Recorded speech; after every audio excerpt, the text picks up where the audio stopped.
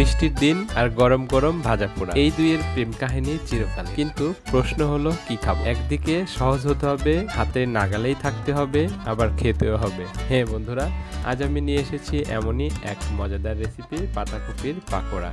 Crispy, হালকা ঝাল আর বানানো একদম খেলনা ব্যাপার।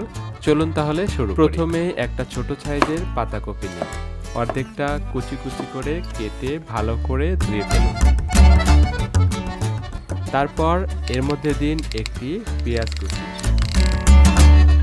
2-3টে কাঁচামরিচ, ঝালের ভক্ত হলে বেশি দিন, সাথে পরিমাণ মতো লবণ। এবার মশলার পালা। 1 চামচ হলুদের গুঁড়া, 1 চামচ লাল মরিচের গুঁড়া আর আধা চামচ জিরা গুঁড়া। এখন এগুলো ভালো করে হাতে চটকিয়ে নিন। হ্যাঁ, হাতে চটকাতে হবে, এতে সবজির রস বের হবে আর মিশে যাবে একদম জম্পে। চটকানো হয়ে গেলে এর মধ্যে দিয়ে দিন 2 টেবিল চামচ বেসন। মিশিয়ে নিন সুন্দর করে, যেন একটা টাইট মিশ্রণ হয়। এবার একটা করে পাকোড়ার শেপ বানিয়ে গরম তেলে ছাড়ুন।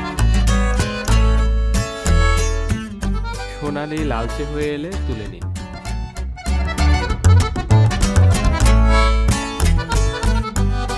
হয়ে গেল দারুণ ক্রিস্পি পাতাকপির পাকোড়া। একবার খাওয়া শুরু করলে বিশ্বাস করেন এই প্লেট একা একাই শেষ হয়ে যাবে। তাই বৃষ্টির দিনে চা হাতে আর গরম গরম পাকোড়া, এই কম্বিনেশন একবার ট্রাই করেই দেখুন।